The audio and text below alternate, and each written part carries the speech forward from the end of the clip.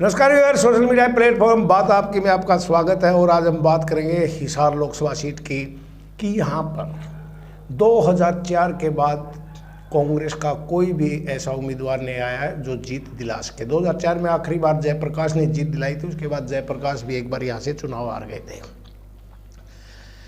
तो आज क्या सिनेरियो बन रहा है, वहाँ पर किसकी संभावना है जो कांग्रेस पार्टी को जीत दिला सके। मलिक साहब, आपका स्वागत है। पहले तो ये बताइए कि 2004 के बाद जयप्रकाश वहाँ से सांसद बने, उसके बाद कांग्रेस क्यों हारती गई, पहले हार के कारण? हिसार लोकसभा क्षेत्र प्रदेश की राजनीति के बड़े मजबूत राजनीतिक अखाड़ों में शामिल रहा है। कांग्रेस पार्टी कभी हिसार लोकसभा क्षेत्र में बहुत मजबूत होती थी। वो दौर तब है जब 1984 में इंदिरा गांधी की जो असैसिनेशन हुआ था, उनके वीरेंद्र सिंह 84 में कांग्रेस की टिकट पर हिसार से सांसद बने। 1991 में जब ये कहा गया था कि देवीलाल की पार्टी को एक ही सीट मिलेगी, वो भी हिसार की, तब भी कांग्रेस के मास्टर नारायण सिंह ने जयप्रकाश को हिसार से पराजित कर दिया जी। उसके बाद कांग्रेस का बुरा दौर हिसार में शुरू हुआ।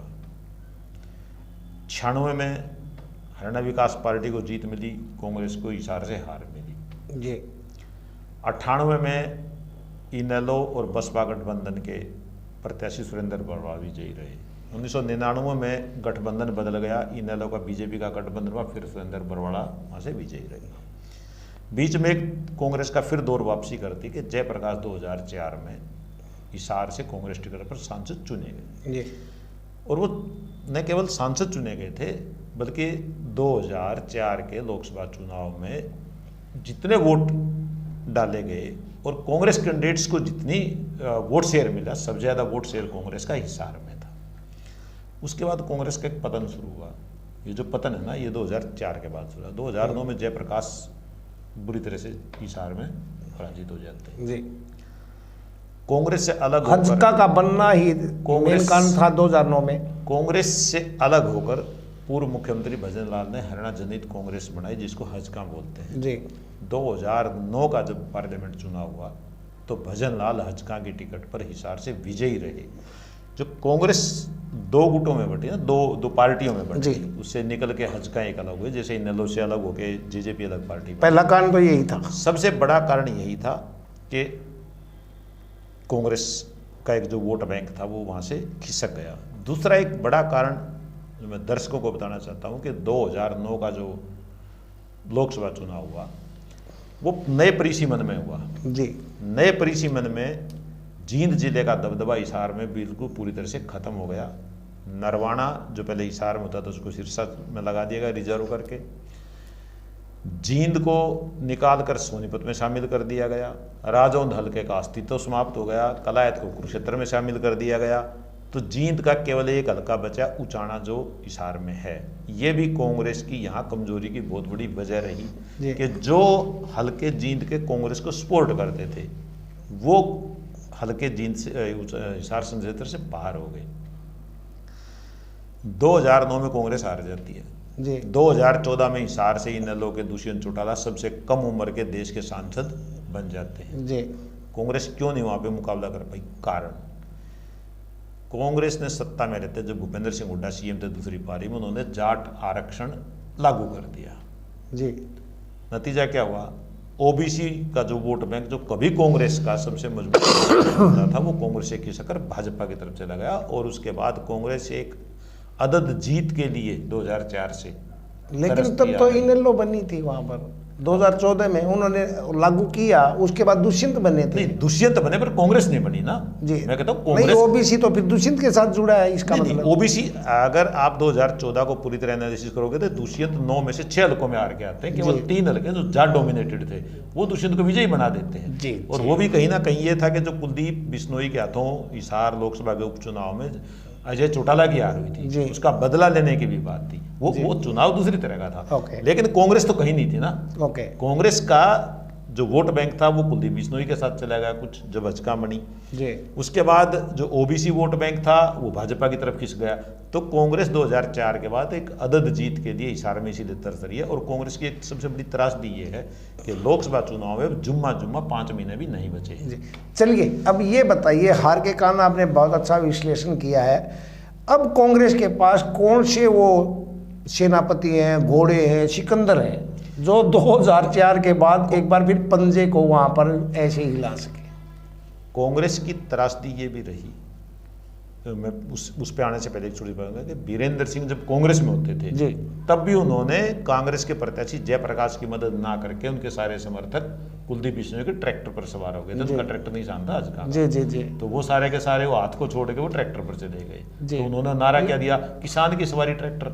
जी। तो ये कार्य अब कांग्रेस की एक त्रासदी, सबसे बड़ी त्रासदी क्या है कि कांग्रेस इतनी कमजोर हो गई हिसार में कि आज कांग्रेस के पास नाम गिनाने को कोई प्रत्याशी नहीं है जो उनको कांग्रेस खड़ा कर सके। चिराग लेके ढूंढने की नौबत कांग्रेस के पास हिसार संसदीय क्षेत्र में है, जबकि 4 महीने के बाद लगभग आपको लोकसभा चुनाव का सामना कांग्रेस पार्टी जयप्रकाश हिसार के प्रभारी हैं और पुराने वहां हर बार वहीं से सांसद चुने गए जयप्रकाश, चाहे वो किसी पार्टी से चुने गए हो।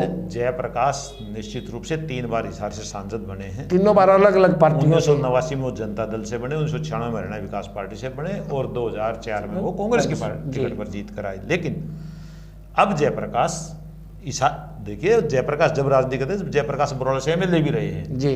ओके, अब जयप्रकाश बरवाला से रुखसत हो गए, जयप्रकाश कलायत में चले गए, कलायत कुरुक्षेत्र में चली गई कांग्रेस पार्टी। लेकिन वो आदमपुर पे तो आ गए वापिस। जयप्रकाश आदमपुर से बिल्कुल उनको उपचुनाव में कांग्रेस पार्टी ने खड़ा किया। उससे पहले वो 2009 में आम चुनाव में भी आदमपुर से प्रत्याशी रहे जयप्रकाश। वहां तो कांग्रेस पार्टी के पास अगर मैं मेरिट पे बात करूं तो आज भी हिसार में सिवाय जयप्रकाश कांग्रेस की मजबूरी है हिसार में। जो संपत सिंह कहाँ गए? बहुत अच्छी इमेज है, बहुत संघर्षशील लीडर मानने हैं। मैं संपत सिंह जी को बहुत नजदीक से जानता हूं, मैंने काफी उनको देखा है।